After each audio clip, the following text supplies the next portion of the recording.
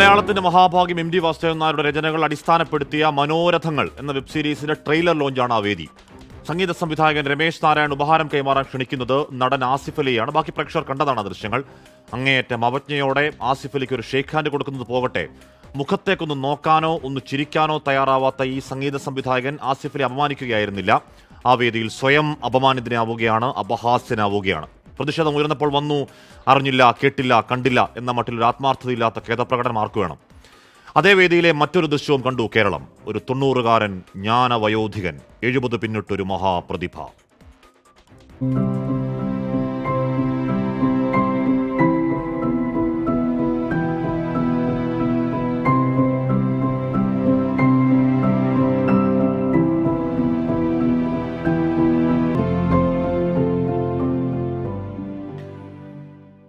ആർദ്രമിഴികളോടെ മമ്മൂട്ടിയുടെ നെഞ്ചിലേക്ക് ചായുന്ന സ്നേഹസുഗന്ധം നിറയ്ക്കുന്ന ആ ദൃശ്യം എത്ര മനോഹരമാണ്. രണ്ടുതരം മനുഷ്യരാണ്, രണ്ടുതരം സംസ്കാരമാണ്. ആ സംഗീത സംവിധായകന്റെ പുച്ഛമുഖത്തേക്ക് നോക്കി പറയേണ്ട വാക്കുകൾ ഒന്നുമല്ല. പക്ഷെ അതൊക്കെ പറയാൻ നമ്മളാരും താൻ പോരുമയുടെ പണ്ഡിറ്റുകളല്ലല്ലോ. ഒരു നിറഞ്ഞ സദസ്സിന് മുന്നിൽ അങ്ങേയറ്റം ഇൻസൾട്ടഡ് ആകുമ്പോഴും അമർഷം കൊണ്ട് പൊട്ടിപ്പോകാവുന്ന ഒരു സാഹചര്യത്തിലും പ്രായത്തിൽ കവിഞ്ഞ പക്വതയോടെ ഒരു ചെറുപുഞ്ചിരിയുമായെന്ന പ്രിയപ്പെട്ട ആസിഫ് അലിക്ക് ഐക്യദാർഢ്യം, സ്നേഹാദരങ്ങൾ. പ്രിയ പ്രേക്ഷകർക്ക് എൻകൗണ്ടർ പ്രൈമിലേക്ക് സ്വാഗതം.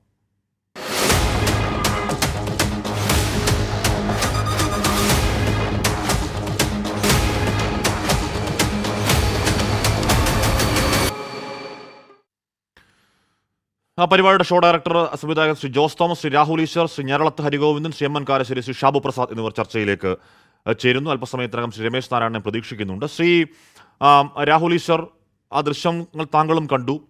അത് കാണുമ്പോൾ തോന്നുന്നു എന്താണ് എന്ന് പറഞ്ഞാൽ, ആസിഫ് അലിക്ക് ആ സമയത്ത് ഹൃദയത്തിൽ തോന്നാവുന്ന വേദന അതേപോലെ നമ്മുടെ ഹൃദയത്തിലും തോന്നുന്നില്ലേ ശ്രീ രാഹുൽ ഈശ്വർ? നേതാം ശ്രീ രാഹുൽ ഈശ്വർ, അങ്ങയുടെ ശബ്ദ സംവിധാനത്തിൽ എന്തോ ഒരു പ്രശ്നമുണ്ട്. ദൗർഭാഗ്യകരമാണ് ചർച്ചയുടെ തുടക്കത്തിൽ അങ്ങനെ സംഭവിക്കുന്നത്. ഞാൻ അങ്ങനെയൊക്കെ എത്താം. ചെമ്മൻ കാരശ്ശേരി, താങ്കൾ കണ്ടിരുന്നോ ആ ദൃശ്യങ്ങൾ? താങ്കൾ കണ്ടിരുന്നോ? ആ ദൃശ്യങ്ങൾ കാണുമ്പോൾ അങ്ങേക്ക് തോന്നുന്നു ഇപ്പോൾ ധാർഷ്ട്യം എന്നൊന്നും പറയണ്ട, പക്ഷേ അതിരുകവിഞ്ഞൊരു അഹംബോധം ആ ദൃശ്യങ്ങളിൽ പ്രകടമാണ്. ചെമ്മൻ കാരശ്ശേരി വേദിയിലേക്ക് എന്ന് പറഞ്ഞാൽ 10-15 വർഷമായി മലയാള സിനിമയിൽ നിറഞ്ഞു നിൽക്കുന്ന ഒരു നടനാണ്. ഒരുപാട് പരാജയപ്പെട്ട സിനിമകളുണ്ട്, ശരിയാണ്. ഒരുപാട് വിജയിച്ച സിനിമകളുണ്ടെങ്കിലും അറിയപ്പെടുന്ന ഒരു നടനാണ്. ആ നടനെ വേദിയിലേക്ക് ക്ഷണിക്കുന്നു. ഒന്നും നോക്കുന്നില്ല, ഒന്ന് ഷേക്ക് ഹാൻഡ് കൊടുക്കുന്നില്ല, ഒന്ന് തോളത്ത് തട്ടുന്നില്ല, ഒന്ന് ചിരിക്കുന്നില്ല. അഹങ്കാരത്തിന്റെ ഒരു ദൃശ്യമായി തോന്നിയോ അങ്ങേക്ക് അത്, ചെമ്മൻ കാരശ്ശേരി?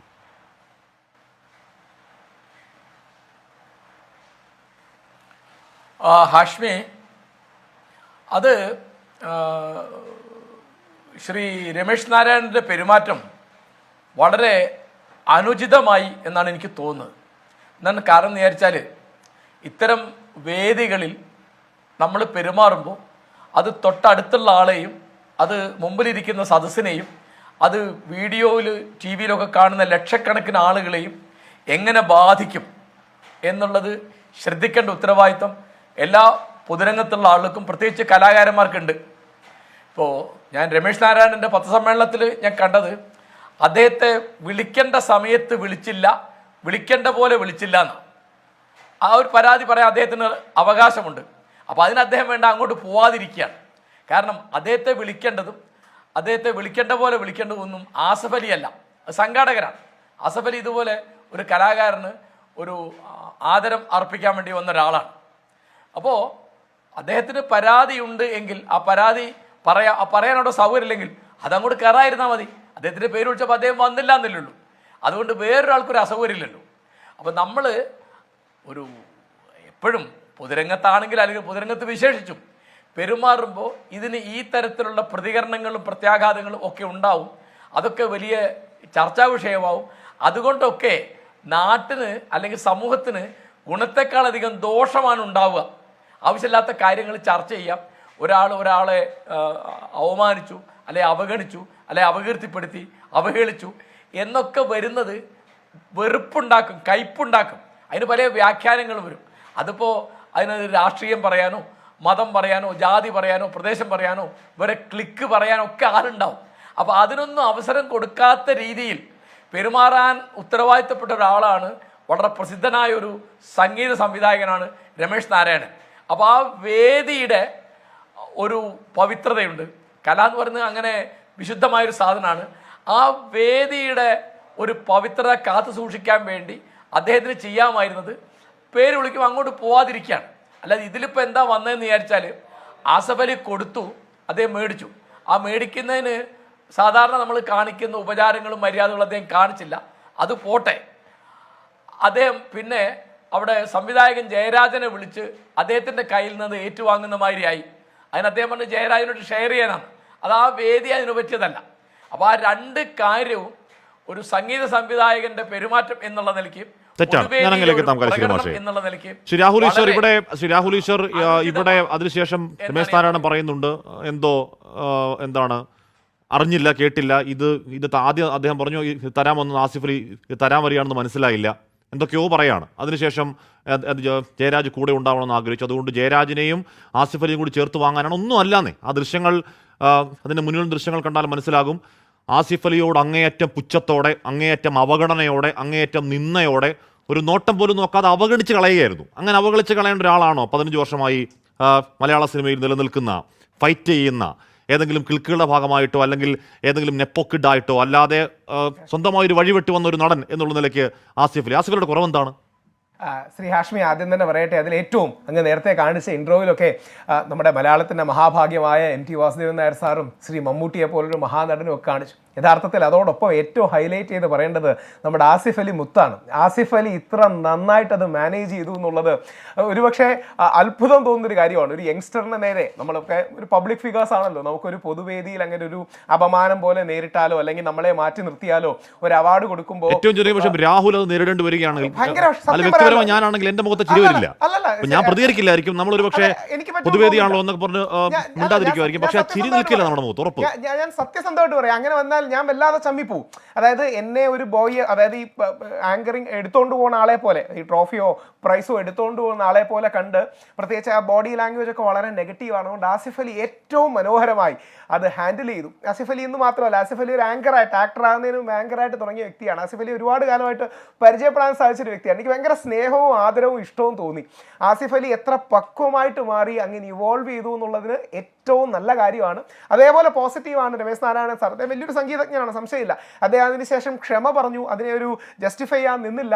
അതൊക്കെ പോസിറ്റീവായ കാര്യങ്ങൾ തന്നെയാണ്. ആസിഫ് അലിയുടെ പ്രതികരണം എന്താണെന്നറിയില്ല, പക്ഷേ ആസിഫ് അലി അതിന് ശേഷവും മുമ്പും ഒക്കെ വളരെ മാന്യമായി പെരുമാറി ആ മുഖത്ത് എന്താ പറയുന്നത്, അത് മാനേജ് ചെയ്തു ആസിഫ് അലി എന്നുള്ളത് ഒരുപക്ഷെ നമ്മുടെ കേരളം സന്തോഷത്തോടെ കണ്ടാണ്. ഒരു വരി കൂടെ പറഞ്ഞ് അവസാനിപ്പിക്കുക. ഇന്ന് കർക്കിടകം 1 മുഹറവുമാണ്, മുഹറത്തിൻ്റെ 10ാം ആഷൂറയാണ്. ഇതൊരു പവിത്രമായ ദിനമായിട്ട് നമ്മളെല്ലാം കാണുന്ന ദിവസമാണ്. ആ ദിവസത്തിൽ എത്ര നന്നായിട്ട് മെയ്വഴക്കത്തോടെ മെച്യൂരിറ്റിയോടെ അത് ഹാൻഡിൽ ചെയ്തു എന്നുള്ളത് നമുക്ക് പോസിറ്റീവായി കാണണം. ആസിഫ് അലിയുടെ പോസിറ്റീവ് മാതൃകയാണ് നമ്മൾ ഹൈലൈറ്റ് ചെയ്യുന്നത്. ആസിഫ് അലിയുടെ ഹൃദയവിശാലത, ആസിഫ് അലിയുടെ പോസിറ്റീവ് മാതൃക ഹൈലൈറ്റ് ചെയ്യുന്നത് സംവിധായകൻ ഒരുപാട് പാട്ടുകളിലൂടെ ആഘോഷിക്കപ്പെട്ട ഒരുപാട് മഹാപ്രതിഭ എന്നൊക്കെ പറയപ്പെടുന്ന ഒരാളാണല്ലോ, ആണല്ലോ, മഹാപ്രതിഭയാണല്ലോ. പക്ഷേ മഹാപ്രതിഭ ഇത്തരത്തിലുള്ള എന്താണ് ഒരു സ്നേഹോഷ്മളതയ്ക്ക്, ഇത്തരത്തിലുള്ള ചെറിയ പെറ്റി ഈഗോകളിൽ നിന്നും മുക്തനല്ല എന്നുകൂടി തെളിയുന്നതാണല്ലേ. ഒരു കാര്യം മാത്രമല്ല, ശ്രീ രമേശ് നാരായണൻ എന്ന സംഗീതജ്ഞൻ, അദ്ദേഹം ജയരാജ് എന്ന് പറഞ്ഞ മഹാനായ ഡയറക്ടറിൽ നിന്ന് മേടിക്കാനൊക്കെ ആഗ്രഹിക്കാം, അതിലൊന്നും തെറ്റില്ല.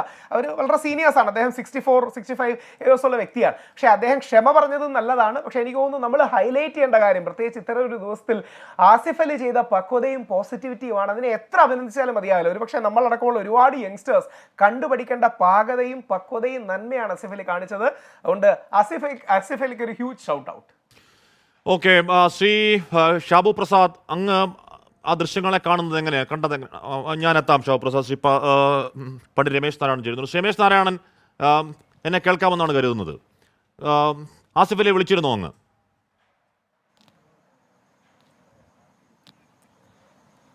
ഹലോ, ആസിഫ് അലിയെ വിളിച്ചിരുന്നോ സാർ?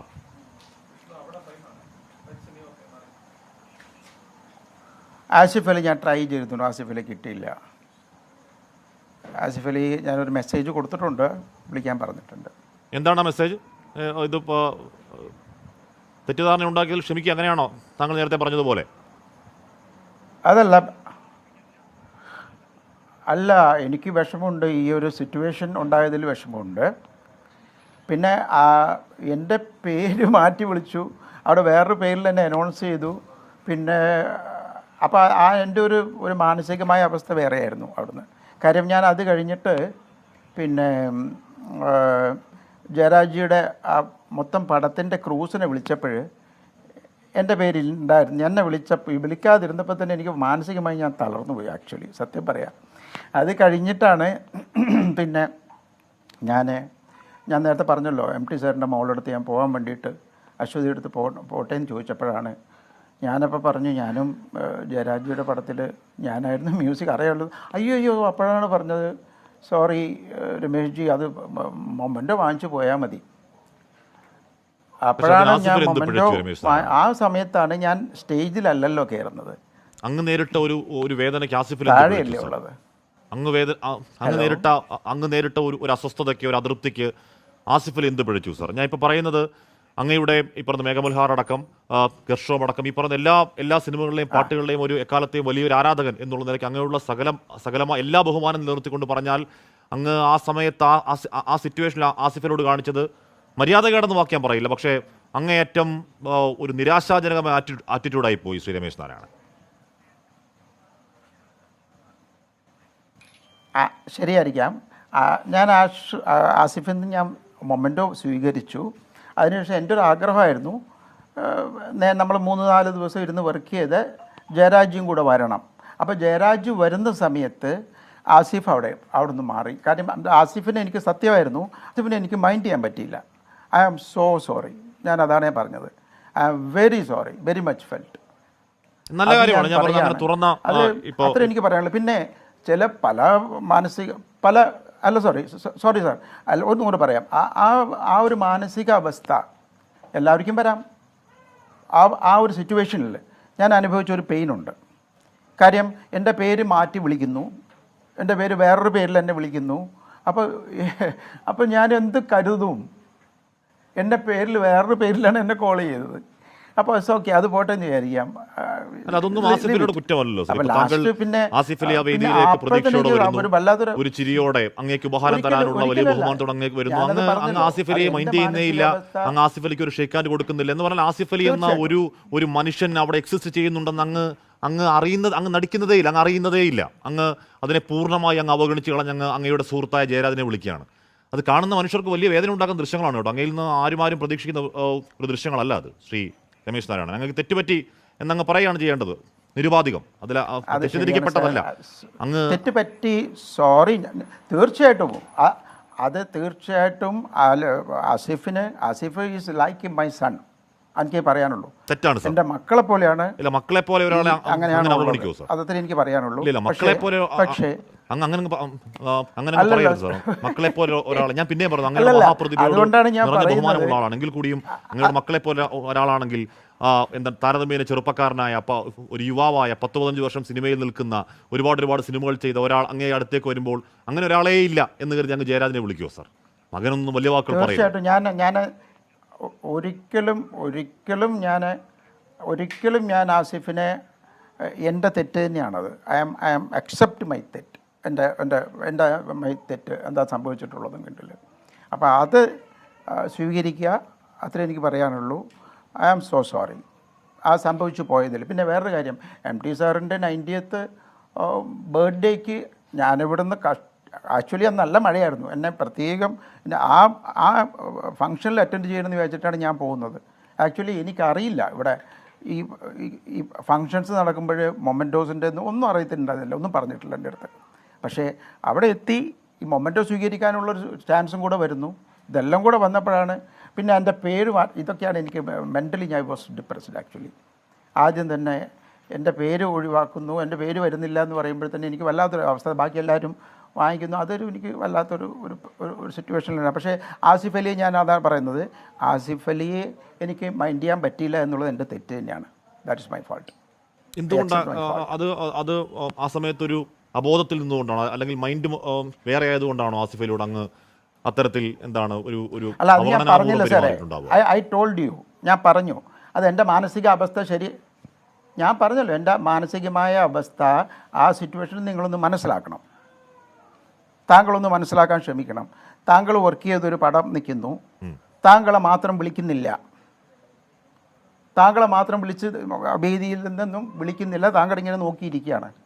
അപ്പോൾ താങ്കൾക്ക് എന്ത് ഫീൽ ചെയ്യും? അല്ല, സങ്കടം ഉണ്ടാവും. പക്ഷെ അങ്ങയുടെ സുഹൃത്ത് ജയരാജ് അടുത്തേക്ക് വിശദീകരിക്കൂ. ശരിയാണ്, താങ്കൾ വർക്ക് ചെയ്തൊരു പടം, താങ്കൾ വർക്ക് ചെയ്യുന്നൊരു പടം അല്ല, ഉറപ്പായ വേദന ഉണ്ടാവും. പക്ഷേ ആ വേദനയിൽ സങ്കടം തന്നെയാണ്. അങ്ങ് ആ വേദനയിൽ അതിന് നിൽക്കുമ്പോഴും continue ചെയ്യായിരുന്നു. അങ്ങ് ആസിഫ് അലി 100% അവഗണിക്കുമ്പോഴും അങ്ങയുടെ സുഹൃത്ത് ഞാൻ ജയരാജ് പറഞ്ഞല്ലോ, വരുമ്പോൾ പക്ഷേ ആ നിറഞ്ഞ ഊഷ്മളതയോടെ വേദനയിൽ കെട്ടിപ്പിടിക്കുന്നുണ്ടെന്ന്. പക്ഷെ അത് തന്നെയാണ്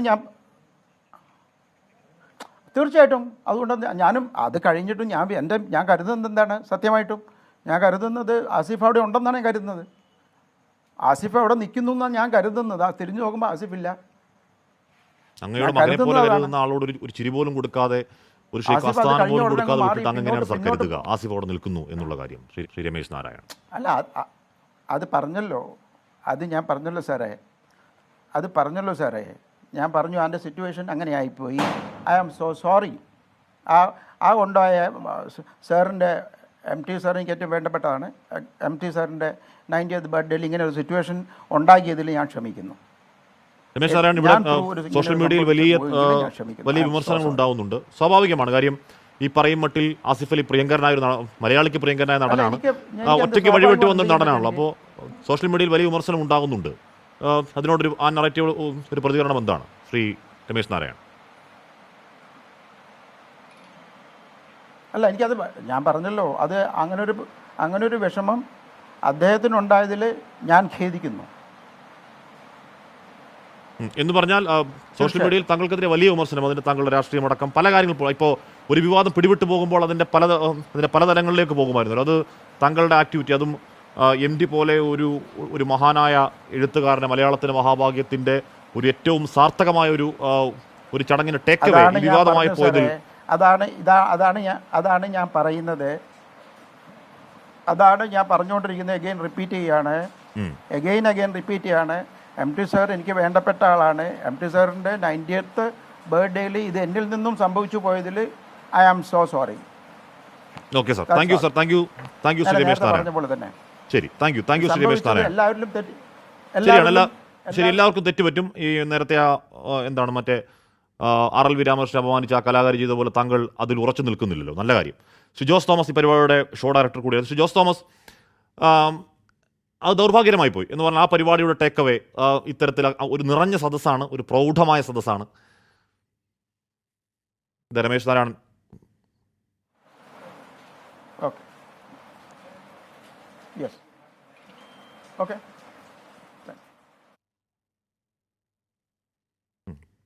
ഓക്കെ.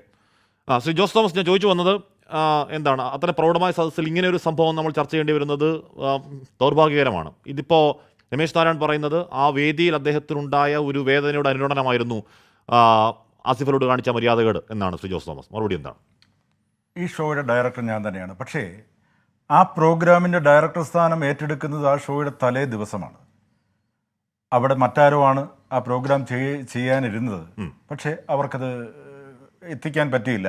അങ്ങനെ പെട്ടെന്ന് വിളിക്കുമ്പോൾ ഞാൻ ഈ MD സാറിൻ്റെ മകളായ അശ്വതിയോട് ചോദിക്കുന്നു, ഇതിൻ്റെ ആരൊക്കെ ഗസ്റ്റുകൾ വരുന്നുണ്ട്, ആ ലിസ്റ്റ് തരണം. അവർ പറഞ്ഞ മറുപടി, അതെൻ്റെ ജോലിയല്ല. ഞാൻ ചോദിച്ചു, പിന്നെ ആരുടെ ജോലിയാണ്? അത് വേറെ ആരോടെങ്കിലും ചോദിക്കണമെന്ന് പറഞ്ഞ് ഞാൻ ഈ പ്രോഗ്രാം നടക്കുന്നതിൻ്റെ 6:30 ഷോ ആരംഭിക്കുന്നതിന് മുമ്പ് വരെ ഏതൊക്കെയാണ് ഗസ്റ്റുകൾ വരുന്നത് ആ ലിസ്റ്റ് തരൂ എന്ന് പറഞ്ഞിട്ട് ആരും തന്നില്ല. പിന്നെ ജുവൽ മേരി ആയിരുന്നു ആങ്കർ, MC. ജുവൽ മേരിയോട് ഞാൻ പറഞ്ഞു, മനോരഥങ്ങൾ എന്നാണ് പ്രോഗ്രാമിൻ്റെ പേര്, മനോധർമ്മം അനുസരിച്ച് കാര്യങ്ങൾ നമുക്ക് ചെയ്യാം, അതല്ലാതെ മറ്റ് നിവൃത്തിയില്ലാന്ന് പറഞ്ഞു. ഇവിടെ ഈ രമേശ് നാരായണൻ പറയുന്നത് അദ്ദേഹത്തിൻ്റെ പേര് വിളിച്ചില്ല എന്നാണ്. 9 സിനിമകൾ, അതിൽ പ്രവർത്തിച്ച 95 പേർക്ക് മെമൻറ്റോ കൊടുക്കാനുണ്ട്. ഇത് ഒരു ഭാരിച്ച പണിയാണ്. ഈ ലിസ്റ്റ് കിട്ടിയിട്ടില്ല. അപ്പോൾ തന്നെ ഞാൻ ജുവൽ മേരിയോട് പറയുന്നു, ഓരോ സിനിമയ്ക്ക് നമുക്കിവിടെ കാണാൻ പറ്റുന്ന ആർട്ടിസ്റ്റിനെയോ ടെക്നീഷ്യൻസിനെയോ വിളിക്കുന്നതൊപ്പം ആരുടെയെങ്കിലും പേര് വിട്ടുപോയിട്ടുണ്ടെങ്കിൽ, ഇവിടെ സാങ്കേതിക പ്രവർത്തകർ വന്നിട്ടുണ്ടെങ്കിൽ, താരങ്ങൾ വന്നിട്ടുണ്ടെങ്കിൽ വേദിയിലേക്ക് പറയണമെന്ന് പറഞ്ഞു. അവരങ്ങനെ പറയുകയും ചെയ്തു. ഇനി രമേശ് നാരായണൻ്റെ കാര്യത്തിലേക്ക് വന്നാൽ, ജയരാജിൻ്റെ സിനിമയ്ക്കാണ് രമേശ് നാരായണൻ സംഗീതം പറഞ്ഞത്. ഈ ജയരാജ് വേദിയിൽ വരുമ്പോൾ ജയരാജിന് മൈക്കിലൂടെ പറയാമല്ലോ, എൻ്റെ മ്യൂസിക് ഡയറക്ടർ ഇവിടെ ഇരിക്കുന്നു, അദ്ദേഹത്തെ വിളിച്ചിട്ടില്ല, അദ്ദേഹത്തെ വേദിയിലേക്ക് വരണമെന്ന് പറയാമല്ലോ. പറഞ്ഞില്ല. അവരെല്ലാം സംസാരിച്ച് വേദിയിൽ നിന്ന് ഇറങ്ങിപ്പോയതിന് ശേഷമാണ് MD സാറിൻ്റെ മകൾ തന്നെയാണ് എന്നോട് വന്ന് പറയുന്നത്, രമേശ് നാരായണനെ വിളിച്ചില്ല. അപ്പോൾ തന്നെ ഞാൻ ജുവൽ മേരിയോട് പറഞ്ഞു, ഒരു വലിയ ക്ഷമാപണം നടത്തി അദ്ദേഹത്തെ ഒന്ന് വിളിക്കൂ എന്ന് പറഞ്ഞു. വിളിച്ചപ്പോൾ അദ്ദേഹം അവിടെ നിന്ന് പറഞ്ഞു, ഞാൻ വേദിയിലേക്ക് വരുന്നില്ലെന്ന് പറഞ്ഞ് അദ്ദേഹത്തിന് നടന്നു കയറാൻ ബുദ്ധിമുട്ടുള്ളതുകൊണ്ടായിരിക്കാം എന്ന് കരുതി ഞാൻ പറഞ്ഞു, അദ്ദേഹത്തിന് അവിടെ വെച്ച് തന്നെ കൊടുക്കുക, സദസ്സിൽ വെച്ച് തന്നെ കൊടുക്കുക. ഞാനാണ് പറഞ്ഞത്, ആസിഫ് അലിയെ വിളിക്കൂ. അപ്പോൾ മമ്മൂട്ടി പോയി കഴിഞ്ഞു. പിന്നെ അവിടെ കണ്ട ഒരു ആർട്ടിസ്റ്റ് എന്ന് പറഞ്ഞ ആസിഫ് അലിയാണ്. ആസിഫ് അലി പോരായിരുന്നു രമേശ് നാരായണൻ. ഒരു കുഴപ്പവുമില്ല. എന്താണ് അല്ല, ആസിഫ് ഞാൻ അലി പറയുന്നത് രമേശ് നാരായണന്റെ വെർഷനിൽ ആസിഫ് അലി പോരായിരുന്നു. പോരായിരുന്നു എന്ന് വലിയ ആൾക്കാർ വേണമായിരുന്നു. അദ്ദേഹത്തിന്റെ ഒരു ശരീരഭാഷയിൽ നിന്നും എനിക്ക് മനസ്സിലായി. അതുകൊണ്ട് തന്നെയാണല്ലോ അവിടെ നിന്ന് ഇടത് കൈ കൊണ്ട് ഉപഹാരം സ്വീകരിച്ചിട്ട് ജയരാജനെ വിളിച്ച് വളരെ സന്തോഷപൂർവ്വം ജയരാജിൽ നിന്ന് വാങ്ങിയത്. അത് ശരിക്കും പറഞ്ഞാൽ ആസിഫ് അലിയെ ഇൻസൾട്ട് ചെയ്യായിരുന്നു. ഇപ്പോൾ അദ്ദേഹം ഈ ഫ്ലോറിൽ വന്നിരുന്ന് സോറി പറഞ്ഞു. ആ സോറിയെ നമ്മൾ അംഗീകരിക്കുന്നു. ശരിയാണ്, തെറ്റ് പറ്റിയാൽ ക്ഷമ ചോദിക്കാം. അതേ കാര്യം തന്നെയാണ് ഞങ്ങൾ ആ വേദിയിൽ നിന്ന് ഞാൻ MC യെ കൊണ്ട് പറയിച്ചത്. സോറി സർ, ക്ഷമിക്കണം, പേര് വിളിക്കാൻ വിട്ടുപോയി. അല്ല, പേര് മാറി പറഞ്ഞു എന്നും പറയുന്നുണ്ട്. എന്ന് പറഞ്ഞാൽ പേര് മാറി എത്രയായാലും രമേശ് നാരായണൻ ഒരു വലിയ സംഗീത സംവിധായകനാണ്. അദ്ദേഹത്തിന്റെ പാട്ടുകൾ ഈ ഒരു സംഭവത്തിന് വല്ല റദ്ദാക്കിക്കാൻ കഴിയില്ല. അപ്പോൾ രമേശ് നാരായണന്റെ പേര് എന്തോ സതീഷ് നാരായണനോ എന്നൊന്ന് വേദിയിൽ പറയുന്നത് ശരിയല്ല ശ്രീ ജോസഫ്. അങ്ങനല്ല, ഞാൻ താഴെ നിന്നിട്ട് രമേശ് നാരായണന് ജുവൽ മീരയോട് പറയുമ്പോൾ ആ ബഹളത്തിൽ അവർ കേട്ടത്. കാരണം ലിസ്റ്റ് തന്നിട്ടില്ല, പേരെഴുതി തന്നിട്ടില്ല. എങ്കിലും രമേശ് നാരായണൻ ആരെന്നറിയാത്ത അവതാരക ശരിക്കും അവതാരകയ്ക്ക് മനസ്സിലായി കാണില്ല. ഇപ്പോഴത്തെ പുതിയ തലമുറയിലെ കുട്ടികൾക്ക് ചിലപ്പോൾ അത് മനസ്സിലായിക്കൊള്ളണമെന്നില്ല. ഞാൻ പറയും, ഇത്രയും പ്രൗഢമായ ഒരു സദസ്സിൽ കുറച്ചുകൂടി പുതിയ തലമുറ അല്ലാത്ത ഒരു അവതാരക ആക്കാമായിരുന്നു. അങ്ങനെ അടുത്ത നിമിഷം തന്നെ തിരുത്തി. അതല്ലേ സംഭവിക്കുന്നത്. ഒരു ഷോ നടക്കുമ്പോൾ അത്തരം തെറ്റുകൾ സംഭവിച്ചാൽ തിരുത്തുക. പക്ഷെ അദ്ദേഹം പെട്ടെന്ന് എന്താണ് പറയുക, ശരീരഭാഷ കണ്ടപ്പോൾ മനസ്സിലായത് അങ്ങ് വല്ലാതെ വയലൻ്റ് ആകുന്നത് പോലെ തോന്നി. അത് ഇത്രയും വിവാദമായ ഈ വിഷയം ഇങ്ങനെ കൊണ്ടുവന്നത് ആരാണ്? രമേശ് നാരായണൻ തന്നെയാണ്. അപ്പോൾ അത് അദ്ദേഹം ഇപ്പോൾ സോറി പറയുന്നുണ്ടെങ്കിലും അതിന് കാരണക്കാരൻ രമേശ് നാരായണൻ. അത് വലിച്ചെടുക്കേണ്ട ഒരു കാര്യമായിരുന്നില്ല. അത് ആസിഫ് അലി എന്താ മോശം നടനാണോ അല്ലെങ്കിൽ മോശപ്പെട്ട ഒരാളാണോ? അല്ല, ഞാൻ പറയുന്നത് അങ്ങനെയെങ്കിൽ അത് ആ വേദിയിൽ കാണിക്കേണ്ട അമർഷം അല്ല. അത് കഴിഞ്ഞ് നിങ്ങളോട് പറയാം എന്ന് പറഞ്ഞു കഴിഞ്ഞാൽ, ഇപ്പോൾ ആസിഫ് അലിയിൽ നിന്നും ആ പുരസ്കാരം ഏറ്റുവാങ്ങിയതിനു ശേഷം നിങ്ങളോട് പറയാം, ഞാൻ ആഗ്രഹിച്ചാൽ ജയരാജാണ്, അല്ലെങ്കിൽ ഞാൻ ആഗ്രഹിച്ചാൽ ഇന്ത്യയാണ്, അല്ലെങ്കിൽ ഞാൻ ആഗ്രഹിച്ചാൽ മമ്മൂട്ടിയാണ്, അല്ലെങ്കിൽ MD തന്നെ നേരിട്ട് എനിക്ക് തരണമായിരുന്നു എന്നൊക്കെ അദ്ദേഹത്തിന്റെ ഉള്ളിൽ ആഗ്രഹങ്ങളും താങ്കളുടെ സാധാരണഗതിയിൽ ഇത് ലോക ചരിത്രത്തിൽ ആദ്യമായി നടന്ന സംഭവമൊന്നുമല്ലോ. ഇത്തരം സംഭവങ്ങൾ ഉണ്ടാവാറുണ്ട്. ആളുകൾ അങ്ങനെ പെരുമാറാറുള്ളൂ. ഇതാ വേദിയിൽ ആസിഫ് അലിയോട് അപ്പോൾ തന്നെ ഈ പറയുന്ന ധാർഷ്ട്യവും പരിഹാസവും ഒക്കെ കാണിക്കണമെങ്കിൽ ഇതൊക്കെ വലിയ കലാകാരന്മാർ എന്ന് പറയുന്ന അർത്ഥമുണ്ടോ ശ്രീ ജോസ് തോമസ്? ഒരർത്ഥവുമില്ല. അത് തന്നെയാണ് ഞാൻ പറയുന്നത്. അദ്ദേഹത്തിൻ്റെ എല്ലാ കഴിവുകളെയും അംഗീകരിച്ചുകൊണ്ട് ഞാൻ പറയുന്നത്. അദ്ദേഹത്തിന് നേരത്തെ വന്നാണ് അവിടെ 6:30 6:45 സമയമായപ്പോൾ വന്നു. അദ്ദേഹത്തിന് പറയാമല്ലോ, എനിക്ക് MD സാർ തരണം, അല്ലെ മമ്മൂട്ടി തരണം, അല്ലെ ഇന്നയാൾ തരണം എന്ന് വേണമെങ്കിൽ വന്ന് പറയാം. അതല്ലാത്തടത്തോളം കാലം ആ ഷോ കണ്ടക്ട് ചെയ്യുന്ന ഞാൻ തീരുമാനിച്ചു അത് ആസിഫ് അലി എന്ന് പറയുന്ന ഒരു മോശപ്പെട്ട ആളാണ് എന്നെനിക്ക് തോന്നിയിട്ടില്ല. പക്ഷേ രമേശ് നാരായണൻ്റെ മനസ്സിൽ എനിക്ക് ആസിഫ് അലി തന്നാൽ പോരാ എന്നൊരു തോന്നലുണ്ടായി എന്ന് അവിടെ വെച്ച് മനസ്സിലാവും. അതൊട്ടും ശരിയായ നടപടിയല്ല. അദ്ദേഹം എത്ര വലിയ ആളായിക്കോട്ടെ, എളിമ എന്ന് പറയുന്നത് ഏതൊരു വലിയ കലാകാരനും അനിവാര്യമായ കാര്യമാണ്. എളിമയില്ലാതെ പ്രവർത്തിച്ചു. അതുകൊണ്ട് തന്നെയാണ് സോഷ്യൽ മീഡിയയിൽ ഈ പൊങ്കാല നടക്കുന്നത്. അല്ല, അത് മലയാളികളുടെ പ്രിയപ്പെട്ട നടനാണ് എന്ന് പറഞ്ഞാൽ ഒറ്റയ്ക്ക് വഴിവിട്ട് വന്ന ആരുടെയും അങ്ങനെ പിന്തുണയൊന്നുമില്ലാതെ ഏതെങ്കിലും ക്ലിക്കുകളുടെ ഭാഗമൊന്നും അല്ലാതെ അധ്വാനിച്ച് കയറിയ നടനാണ്. അപ്പോൾ അതിന് സ്നേഹം ഉണ്ടാവുമല്ലോ. സോ അത് സ്വാഭാവികമാണ്. ഞാൻ അങ്ങനെയൊക്കെ എത്തുന്നു. ഷാഹു പ്രസാദ് ഇവിടെ ആസിഫ് അലി ഈ പറയുന്ന എന്ന് പറഞ്ഞ ഷാഹു പ്രസാദ് ഇവിടെ ആ വേദി എന്ന് പറഞ്ഞാൽ ഒരു വലിയ വേദിയാണ്. മലയാള സിനിമയുടെ ഒരു പരിച്ഛേദം ഒട്ടാകെ അവിടെയുണ്ട്. നമുക്കത് ഒരു വലിയ വേദി എന്നതിനപ്പുറം ആസിഫ് അലിക്ക് അദ്ദേഹം നിൽക്കുന്ന ഇൻഡസ്ട്രിയിലെ ഏറ്റവും പ്രധാന ഡിഗ്നിറ്ററീസ് ഉള്ള ആദരവോടുകൂടി അദ്ദേഹവും കാണുന്ന ഒരു വലിയ വേദിയാണ്. ആ വലിയ വേദിയിൽ ഇത്രമാത്രം കൊടിയ രീതിയിൽ അപമാനിക്കപ്പെട്ടിട്ടും ആസിഫ് അലി ഒരു ചിരിയോടുകൂടി അത് അസാധ്യമാവണ്ണം മാനേജ് ചെയ്തു. അത് ആ പ്രായത്തിന്റെ ഇടയിലും ആർജിച്ചെടുത്ത പക്വതയല്ലേ, ഒരു വല്ലാത്ത ഹൃദയവിശാലതയല്ലേ ശ്രീ ഷാബു പ്രസാദ്? തീർച്ചയായിട്ടും ഞങ്ങളുടെ ആസിഫ് അലി കാണിച്ച ആ പക്വതയെ അങ്ങേയറ്റം അഭിനന്ദിക്കുകയാണ്. കാര്യം അതിൻ്റെ അകത്ത് ഇരവാദം മുഴക്കാതെയും അനാവശ്യമായ രാഷ്ട്രീയ വിവാദങ്ങൾ ഉണ്ടാക്കാൻ ശ്രമിക്കാതെയും ആസിഫ് അലി കാണിച്ച ആ ഒരു പ്രത്യുൽപ്പന്ന മതത്വത്തിനെ ആദരിക്കാതെ വയ്യ. അതുപോലെ ഇവിടെ ഇപ്പം ടോട്ടലി ഞാനിപ്പോൾ ഇതിൽ നിന്ന് മനസ്സിലാക്കുന്നത്, ഇതിനു മുമ്പ് സംസാരിച്ച ശ്രീ ജോസ് തോമസ് പറഞ്ഞ പോലെയും ഈ ഇത്ര വലിയ ഒരു പ്രോഗ്രാം നടത്തിപ്പിൻ്റെ അകത്തുണ്ടായ വലിയ കൺഫ്യൂഷൻസ് ഉണ്ടായിട്ടുണ്ട്. വളരെ വലിയ കൺഫ്യൂഷൻസ്. തലേ ദിവസം മാത്രം അദ്ദേഹത്തിനോട് പറയുക, ഇതുപോലെ വളരെ പ്രധാനപ്പെട്ട ഒരു പ്രോഗ്രാം നടക്കുമ്പോൾ ആങ്കറിങ്ങിൻ്റെ ഹാഷ്മിക്ക് അറിയാമല്ലോ ഒരു ആങ്കറിങ്ങിൻ്റെ ബുദ്ധിമുട്ട് എന്താണെന്നുള്ളത്. ഒരു ഗസ്റ്റിനെ കോർഡിനേറ്റ് ചെയ്യുന്നതിൻ്റെ തന്നെ ടെൻഷനൊക്കെ നിങ്ങൾക്ക് നന്നായിട്ട് അറിയാവുന്നതല്ലേ. അപ്പോൾ ഇത്ര വലിയൊരു മെഗാ പ്രോഗ്രാമിൻ്റെ അകത്ത് ഗസ്റ്റിൻ്റെ ലിസ്റ്റ് കൊടുക്കാതിരിക്കുക, ആ സമയത്ത് ഇതിൻ്റെ സംഘാടകരല്ല ഇതിനെ കണ്ടക്ട് ചെയ്യേണ്ടവർ അനുഭവിക്കുന്ന ടെൻഷൻ അതെത്ര വലുതാണ് എന്നുള്ളത് അദ്ദേഹത്തിൻ്റെ വാക്കുകളിൽ വളരെ വ്യക്തമാണ്. ആ സമയത്ത് അതേപോലെ അത് പെട്ടെന്ന് തീരുമാനമെടുത്ത് ചെയ്യേണ്ടി വരുന്നൊരവസ്ഥ. കാര്യം ഇതൊക്കെ എത്രയോ സമയമെടുത്ത് പ്രിപ്പയർ ചെയ്ത് വേണ്ടി വന്നാൽ പ്രാക്ടീസും ചെയ്ത് ചെയ്യേണ്ട കാര്യങ്ങളാണിത്. പല പ്രാവശ്യം പ്രാക്ടീസ് ചെയ്ത് റിഹേഴ്സൽ ചെയ്ത് ചെയ്യേണ്ട കാര്യങ്ങളാണിത്. അത് ഇങ്ങനെ ചെയ്യേണ്ടി വന്നതിൻ്റെ അകത്തെ ആ ഒരു പ്രശ്നം ഉണ്ടായിട്ടുണ്ട്. അത് ഇതിൻ്റെ അകത്തെ ഒരു പ്രധാന ഘടകം തന്നെയാണ്. അത് അതിൻ്റെ സംഘാടകർ അതിന് മറുപടി പറയേണ്ട ഒരു കാര്യവുമാണത്. അതുപോലെ തീർച്ചയായിട്ടും രമേശ് നാരായണൻ എൻ്റെ ആ ബോഡി ലാംഗ്വേജ് അവിടെ അബ്സല്യൂട്ട്ലി നെഗറ്റീവായിരുന്നു. 100% നമുക്കത് അംഗീകരിക്കാൻ പറ്റാത്ത കാര്യമാണത്. ഷാബു, എന്തുകൊണ്ടാണ് അദ്ദേഹത്തിന് ഒരു ചെറുപ്പക്കാരനോട് അങ്ങനെ ഒരു നെഗറ്റീവ് ഉണ്ടാക്കാൻ കാരണം എന്ന് പറഞ്ഞാൽ, ഇപ്പൊ അദ്ദേഹം പറയുകയാണ് അദ്ദേഹത്തിന്റെ മകനെ പോലെയാണ്. വെറുതെ പറയുന്നതാണ്, അത് വെറുതെ ഒരു ന്യായത്തിന് വേണ്ടി പറയുന്നത്. ഒരു മകനെ പോലെയല്ല, അദ്ദേഹത്തെ ഒരു ഒരു സഹപ്രവർത്തനായിട്ട് പോലും രമേശ് നമുക്ക് മനസ്സിലാവും. കാര്യം എന്തുകൊണ്ടാണ് ഞാൻ പറഞ്ഞത്, ആസിഫ് അലി എന്തായാലും രമേശ് നാരായണൻ അറിയാത്ത ആളല്ല. അതായത് അദ്ദേഹത്തിന് കേരളത്തിന് അറിയാത്ത ആളല്ല. ആ സിനിമയിൽ നിൽക്കുന്ന രമേശ് നാരായണൻ ഒട്ടും അറിയാത്ത ആളല്ല. എന്ന് പറഞ്ഞാൽ അങ്ങേയറ്റം പുച്ഛത്തോട് അവഹേളിക്കുകയാണ്. അത് വകവെച്ച് കൊടുക്കാൻ പറ്റും. ആസിഫ് അലിയെ കൊണ്ട് അല്ല, അത് തീർച്ചയായിട്ടും ആസിഫ് അലിയിൽ നിന്ന് അവാർഡ് മേടിക്കേണ്ടവനല്ല ഞാൻ എന്നുള്ള ആ ഒരു അഹംബോധം അദ്ദേഹത്തിൻ്റെ ആ ബോഡി ലാംഗ്വേജിൽ ഉണ്ട്. അതൊരു സത്യം തന്നെയാണ്. ഒരിക്കലും അംഗീകരിക്കാൻ പറ്റാത്തൊരു കാര്യം തന്നെയാണത്. അത് ഞാൻ 100% നിങ്ങൾ പറയുന്നതിനോടൊപ്പം തന്നെയാണ് നിൽക്കുന്നത്. എന്തായാലും ഇത് വിവാദമായി കഴിഞ്ഞിട്ടാണെങ്കിൽ പോലും മറ്റൊരു നിവൃത്തിയില്ലാഞ്ഞിട്ടായിരിക്കാം, എന്നാൽ പോലും അദ്ദേഹം അത് നിരുപാധികം മാപ്പ് പറഞ്ഞു എന്നുള്ളതും കാണാതിരുന്നുകൂടാ. നിവൃത്തികേട് കൊണ്ടായിരിക്കാം, എങ്കിൽ പോലും അവിടെ അങ്ങനെ ഒരു സംഭവം ഉണ്ടായിട്ടുണ്ട്. ഇനിയിപ്പോൾ മറ്റൊരു കാര്യം കൂടെ ഞാൻ പറയട്ടെ. ഈ സ്റ്റേജിൽ കാണിക്കുന്ന അഹംഭാവം, അവഗണന, അഹങ്കാരം, ഇതൊക്കെ നമ്മുടെ കേരള രാഷ്ട്രീയത്തിൽ കേരളത്തിൽ ഇത് ആദ്യമായിട്ട് കാണുന്നതൊന്നും അല്ലല്ലോ. ഹാഷ്മി, നിങ്ങളുടെ കൂട്ടത്തിലൊരാൾ കഷ്ടപ്പെട്ട് എഴുതിയൊരു പുസ്തകം, ഇവിടെ അദ്ദേഹത്തിനെ പൊഴുത്തിക്കൊണ്ട് എഴുതിയ പുസ്തകം സ്റ്റേജിൽ കൊണ്ട് കൊടുത്തപ്പോൾ, അതൊന്ന് പ്രകാശനം ചെയ്യാൻ കൊടുത്തപ്പോൾ, അത് മേടിച്ചിട്ട് ഞാൻ പിന്നെ നോക്കിക്കോളാം എന്ന് പറഞ്ഞ് ചവറ്റുകൊട്ടയിൽ ഇടുന്ന മാതിരി സെക്രട്ടറിയുടെയിലോട്ട് കൊടുത്ത ഒരു കാഴ്ച നമ്മൾ കാണണ്ടായി. നിങ്ങളുടെ കൂട്ടത്തിലൊരാളാണ്.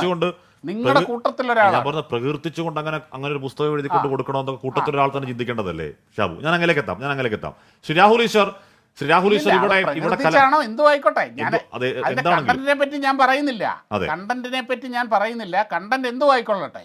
പക്ഷേ ആ ഒരു സ്റ്റേജിൽ അദ്ദേഹം ഒന്ന് ആ പൊതി കഴിച്ച് ഒന്ന് കാണിക്കണം എന്ന് എഴുത്തുകാരനായി അദ്ദേഹം ആഗ്രഹിച്ചിട്ടുണ്ടാവില്ലേ? അതൊരു ന്യായമായ കാര്യമല്ലേ? ആ സമയത്ത് ഇവിടെ കേരളത്തിന്റെ മുഖ്യമന്ത്രി കാണിച്ച ധാർഷ്ട്യം നമ്മൾ കണ്ടതാണ്. എന്നിട്ട് നിങ്ങളുടെ കൂട്ടത്തിലൊരാളാണ് അത്. ഞാനതാ പറഞ്ഞത്, അങ്ങനെ ഇവിടെ പലതും നടക്കുന്നുണ്ടെന്നേ.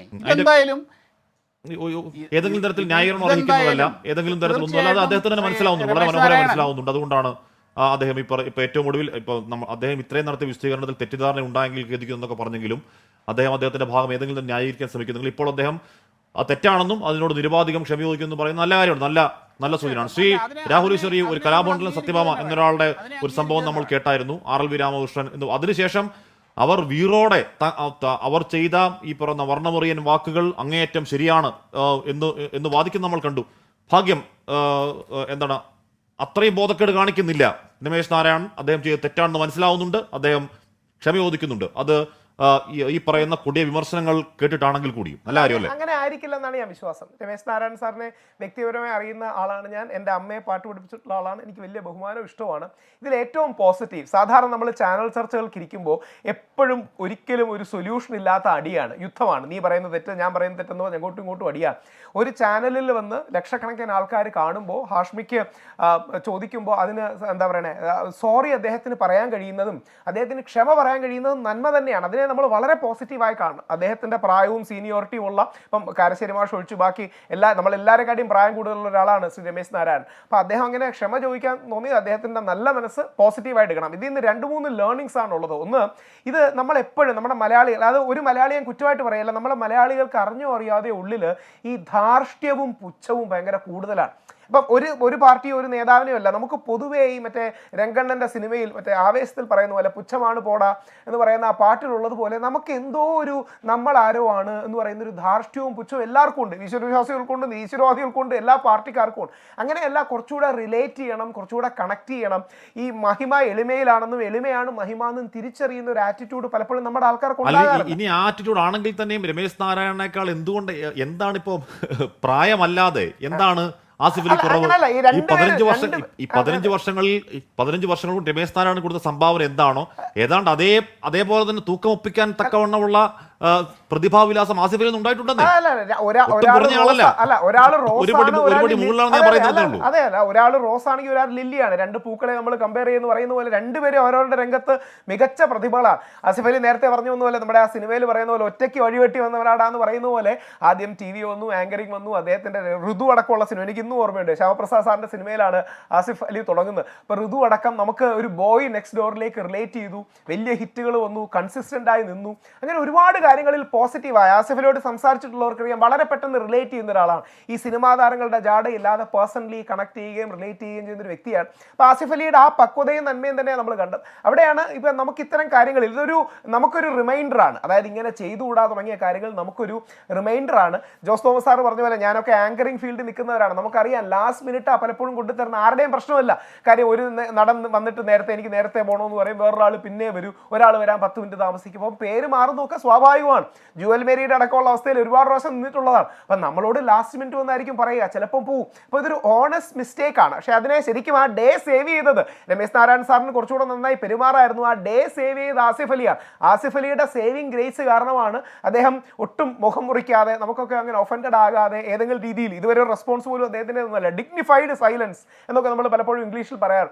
ആ രീതിയിൽ പോസിറ്റീവായി പോയി. ഇനി സോഷ്യൽ മീഡിയയിൽ നമ്മൾ ഇനി ഇതെടുത്ത് അലക്കി പരമാവധി ജാതി മത രാഷ്ട്രീയ കാര്യങ്ങൾ ചേർത്ത് ഇതിൻ്റെ പിന്നിൽ മറ്റ് താല്പര്യങ്ങളുണ്ടെന്ന് വരുത്തി, നേരത്തെ കാരശ്ശേരി മാഷ് പറഞ്ഞ പോലെ ക്ലിക്കുകൾ ഉണ്ടാക്കി ഇതിൻ്റെ പിന്നിൽ മറ്റേ ഗൂഢാലോചനയാണ്, തിരുവനന്തപുരം ലോബി മറ്റേ എറണാകുളം മട്ടാഞ്ചേരി ലോബിയോട് എതിർക്ക് കിടന്ന കഥകൾ നമ്മൾ ഉണ്ടാക്കാതെ മലയാള സിനിമയിലെ യങ്സ്റ്റർ കാണിച്ചു തന്നൊരു പോസിറ്റീവ് മാതൃക എടുക്കണം. പിന്നെ ഒരു കാര്യം കൂടെ, നമ്മുടെ മലയാള സിനിമ ഏറ്റവും നല്ല പീക്ക് ചെയ്യുന്ന അവസരം കൂടെയാണ്.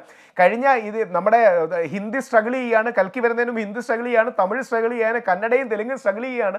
നമ്മുടെ Malayalam movie nearly 2000 crores Keralam പോലെ 3.5 കോടി മാത്രം ജനങ്ങളുള്ളൊരു മാർക്കറ്റ് 2000 കോടി ടച്ച് ചെയ്ത് അടുപ്പിച്ച് വൻപൻ ഹിറ്റുകൾ. നമ്മുടെ സിനിമ പോസിറ്റീവാണ്. അവിടെയാണ് നമ്മൾ ഈ സോഷ്യൽ മീഡിയയിലൊക്കെ ഈ സിനിമകളെ മനഃപൂർവ്വം മറ്റ് പല താല്പര്യങ്ങളും ജാതി മത രാഷ്ട്രീയ താല്പര്യങ്ങൾ ചേർത്ത് ഇടിച്ചു താഴ്ത്തി കാണിക്കുക തുടങ്ങിയ കാര്യങ്ങൾ. അപ്പം നമ്മുടെ സിനിമ നമ്മുടെ അഭിമാനമാണ്.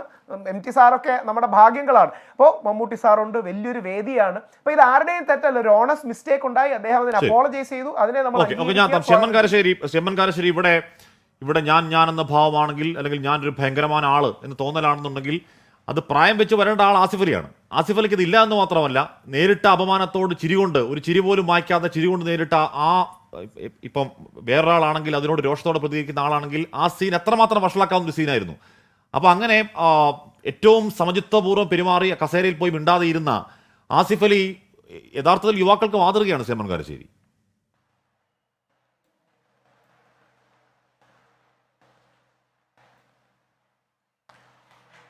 ഹാഷ്മി, ആസിഫ് അലിയുടെ പെരുമാറ്റം മാതൃകാപരമാണ്.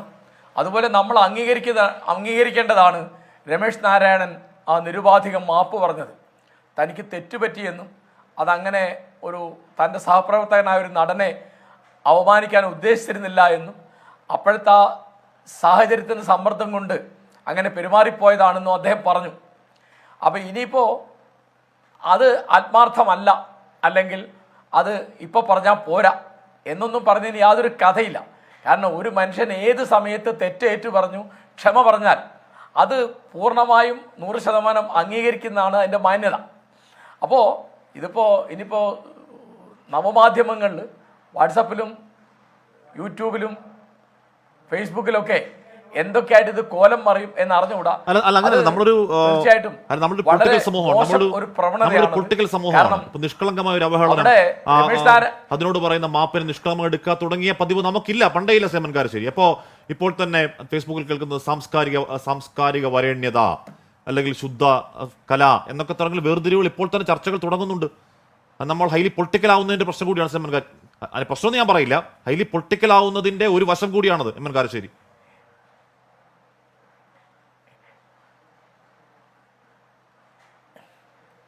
എല്ലാ ഹാഷ്മി, ഇത് പൊളിറ്റിക്കൽ ആവുന്നതിന്, രാഷ്ട്രീയമായിട്ടൊരു കാര്യം കാണുന്നതിനൊന്നും ഒരു തെറ്റുമില്ല. പക്ഷേ ഒരു സംഗതിയുടെ മെറിറ്റ്, അതിൻ്റെ മികവ്, അതിൻ്റെ യോഗ്യത എന്നൊരു സംഗതി ഉണ്ടല്ലോ. ഇപ്പോൾ ഒരാൾക്ക് തെറ്റുപറ്റി, ഇനി എന്താ ചെയ്യാൻ പറ്റുക? അത് മറ്റേ മാക്ബത്ത് പറഞ്ഞ മാതിരി what is done cannot be undone. നിങ്ങൾ ചെയ്തത് ചെയ്യാതാക്കാൻ വയ്യ. ഇനി എന്തേ ചെയ്യാൻ പറ്റുള്ളൂ? അല്ല കാരശ്ശേരി മാഷേ, ആ മാപ്പ് ആത്മാർത്ഥമാണോ എന്ന സംശയം ഉണ്ടാകാനുള്ള കാരണം അദ്ദേഹം മാപ്പ് പറയേണ്ടത് ഇപ്പോഴല്ല. ആ ദൃശ്യങ്ങൾ വിവാദമാകുമ്പോൾ, വലിയ വിമർശനം നേരിടുമ്പോഴല്ല. അദ്ദേഹത്തിന് അറിയാം അദ്ദേഹം അവിടെ ചെയ്ത് എന്താണെന്ന് അദ്ദേഹത്തിന് അറിയാം, അല്ലെങ്കിൽ അത് കഴിഞ്ഞെങ്കിൽ അറിയാം. അപ്പോഴാണല്ലോ അദ്ദേഹം അതിനുള്ള ഒരു പരിഹാരം ആസിഫിനോട് തേടേണ്ടത്. അല്ലാതെ ഇത് വാർത്തയാകുമ്പോൾ വിവാദമാകുമ്പോൾ ചെയ്യാൻ ആർക്കും പറ്റുന്നതാണ്.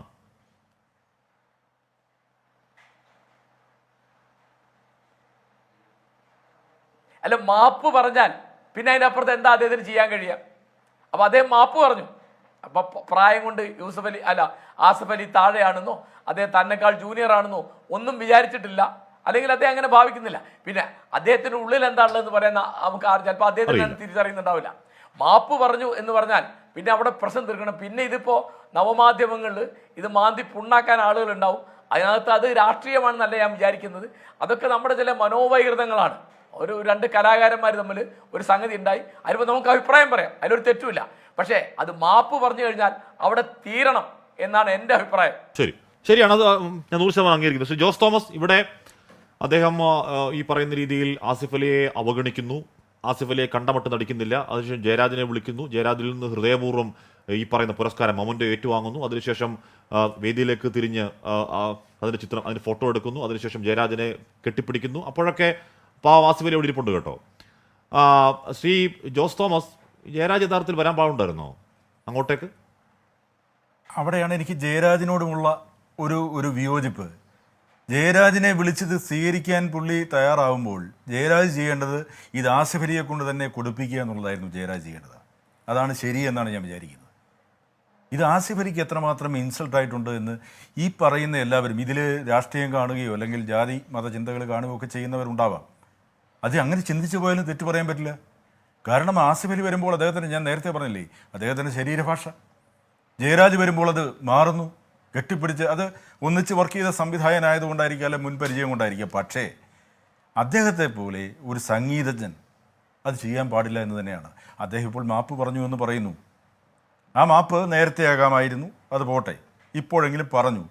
പക്ഷേ ഇവിടെ ഹാഷ്മി പറഞ്ഞതുപോലെ ആ മാപ്പിൽ ആത്മാർത്ഥതയുണ്ടോ എന്ന് പോലും, കാരണം സോഷ്യൽ മീഡിയ ഇത്രയും എടുത്തിട്ട് അലക്കാൻ തുടങ്ങിയപ്പോൾ എന്നാൽ ഒരു മാപ്പിലങ്ങ് ഒതുക്കി കളയാമെന്ന് വിചാരിച്ചു തന്നെയാണെന്നാണ് എൻ്റെ വിചാരം. അല്ലെങ്കിൽ ഞാൻ പറഞ്ഞത് അദ്ദേഹത്തിന്റെ ഈ പറഞ്ഞ മാർക്കറ്റിനെയും ഇതൊരു ഇൻഡസ്ട്രി ആണല്ലോ ശ്രീ ജോസ് തോമസ് എന്ന് പറഞ്ഞാൽ പരസ്പര ബന്ധിതമാക്കുന്ന ഇൻഡസ്ട്രിയാണ്. അതൊക്കെ ബാധിക്കും എന്ന ആശങ്ക കൂടി അതിനെ ഇപ്പോൾ ഞാൻ പറഞ്ഞ അവിടെ വേദിയിലിരിക്കുന്ന ഇന്ദ്രിയത്തടക്കമുള്ളവർ മുഖത്ത് എംബ്രാസ്മെന്റ് പ്രകടമാണ്.